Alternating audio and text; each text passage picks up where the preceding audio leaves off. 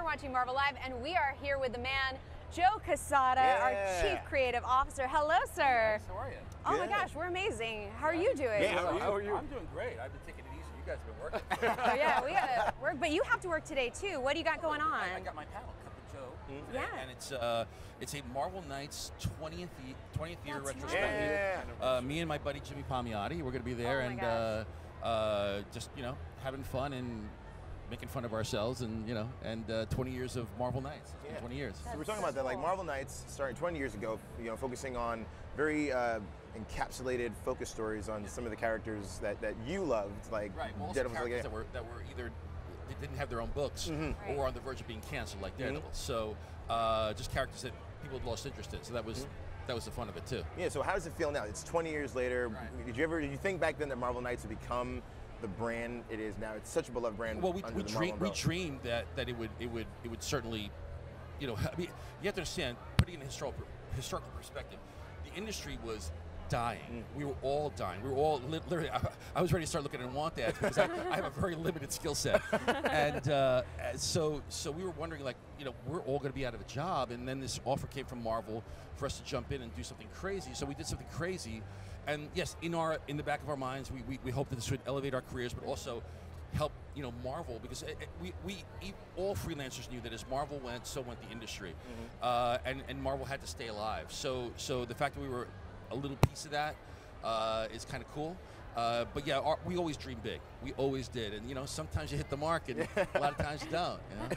You've had such an amazing journey at Marvel. What is it? So, as the Chief Creative Officer, for the fans at home, what does that day look like for you? It's hard to describe because every day is completely different, right? Yeah. So like you guys asked me how the show was today.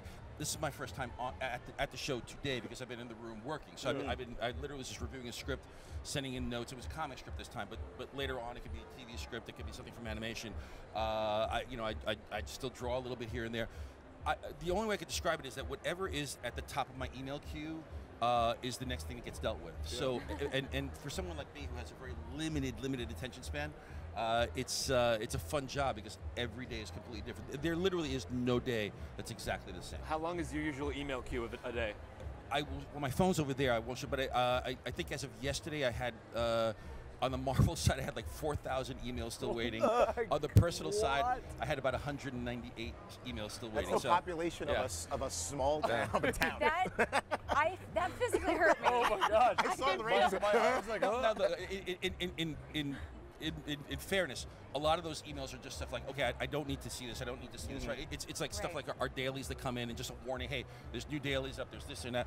But a lot of it's also work. It's just stuff that we gotta keep on top of. Yeah, you're making a million decisions a minute. So what happens when you run up against something that you're like that is like a tough decision? Like, do you have a process? Do you like sit back and take a deep breath and go, all right, how am I gonna? The process is that we don't.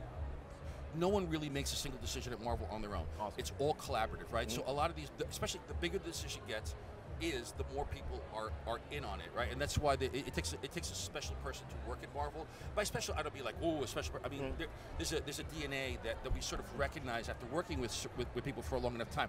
Okay, this is someone, this woman, this guy, they're a perfect fit for the DNA of the kind of collaboration that we do, which is probably different than how other companies collaborate. But yeah, the big decisions like that are never made really by one person. There is one person that finally has to say, okay, pencils down, this is it, right? But we all jump into the pool. Smaller decisions we could all make on our own, but the big ones, I wouldn't dare say, hey, hey, by the way, guys, just so you know, I okayed that thing, right? Don't worry about it, it's cool. There's so much big shakeup happening in Marvel Comics right now. So many creators are swapping around, and we're seeing the return of the Fantastic Four in their own ongoing. What are you most excited for this big shakeup time? Right now, I'm most excited. I've been most excited really about the life of Captain Marvel. Yes, we just had Margie on. Did you? Cool. Yeah. Margie's wonderful, and I think that first issue sort of showed people exactly what we're trying to do. The marching orders, when we started discussing this, actually all started probably a little more than a year ago. I was on a Disney campus, and Sana was there, and we just hey, let's grab some lunch together. We were talking, and I'm like, we need to streamline Captain Marvel's origin, because as much as we all love the character, we love the costume, we love the powers, that we love Carol Danvers, to a person outside of this convention, right? If you were just take someone off the street and they were to say, tell me who Carol Danvers is, right? It's a very long, convoluted origin, Right. and their eyes will roll into the back of their head, and they'll go, whoa, whoa, whoa, stop. So I talked to Son. I said we need to do something like Wolverine origin with Captain Marvel, and see if Margie wants to write it. I mean, she did, of course.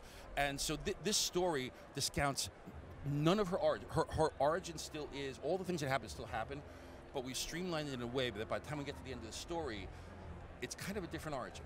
Yeah. And with some tremendous surprises, the stuff you, like even in issue 1, the stuff you're seeing is not what you may think it actually is, or the motivations. You know, it's a really great story. Lots of twists.